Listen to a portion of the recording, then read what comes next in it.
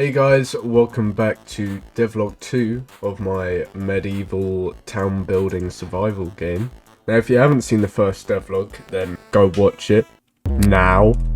But if you have, then let's continue and keep on developing this little game. Now I've been trying to fix the problem with the zoom, with the placement system, because it's all fine when I'm in zoom 1, that's fine. It's great, you can move about, it always stays in line, it's brilliant. But it's literally just when we put this zoom higher and then we start moving around, you'll see that it's not aligned like at all. But then for some reason when I zoom in, it's fine. So I'm at a loss, I'm stumped, I don't know what to do about it. But I'm gonna keep on like working on it off camera and hopefully I'll fix it. But anyway, we're gonna just cap that zoom at 1 for now, ignore the problem, and keep on adding features, because that's more fun. So I think the first thing I should do is probably design the first house, because obviously we're going to need actual buildings instead of this big orange square. So I think the first thing I'm going to make is a dwelling, and yeah, I'm trying to keep the names historically accurate there. But it's basically going to be a thatch roof, maybe like a chimney, just basically your regular building. And I'm not great at pixel art, so it's going to be interesting how it turns out, but I'm gonna give it a go, and I'll see you once I've finished making the house.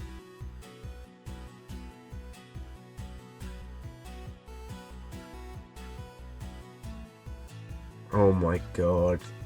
I mean, would you look at that? It's terrible. In fact, I've even made a mistake up here. Oh, that's so rough. Good news, guys. I have found the perfect asset pack. We got barracks, we got caves, we got chapels, we got... it's all practically medieval as well. Then we got towers, and then we can make walls and stuff to defend ourselves. It's great. I mean, just look at these. We've even got houses, and then compare that to this. But now I'm going to start picking out which ones we actually need. And then we're going to work on actually being able to place stuff. So these are all the buildings that I want to add. We've got this keep here, but I think this you should spawn in with. I feel like that should be like the heart of your village. So then if that gets destroyed, then you lose. So that's like the goal. And then we have a lumber mill. Then we got the mines. And then we got a hut. And then we got a house. And the hut's going to be worse than the house, but it's going to be cheaper. And then obviously we got some walls. So I've now just split them up separately into their own little costume each. But now we're going to have to start working on the building menu. So I'll start designing that.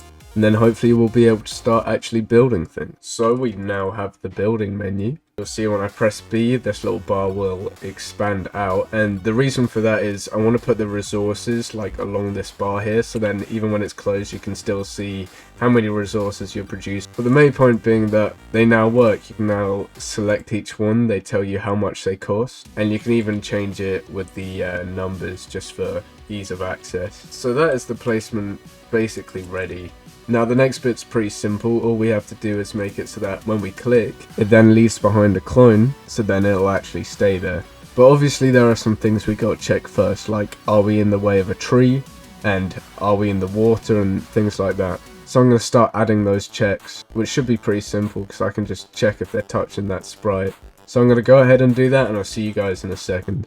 I've made all the necessary conditions, and now if you try and place it over any one of these nature objects, it simply won't place, but when you try and place it literally anywhere else, it does. Now I haven't added resources yet. I had to shrink the sprites a little bit because they were kind of clipping against the other trees, which was bringing false positives to the collisions.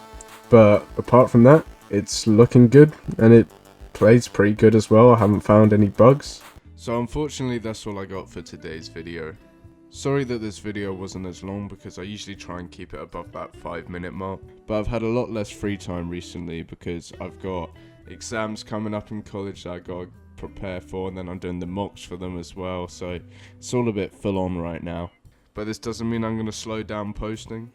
I'm gonna keep on working on this game, and I'm even planning at some point during this month for us to have a game jam. So if you want to be part of that game jam and show me a little bit of support, go hit that subscribe button and then you'll be notified. So thanks for watching, and I'll see you in the next devlog.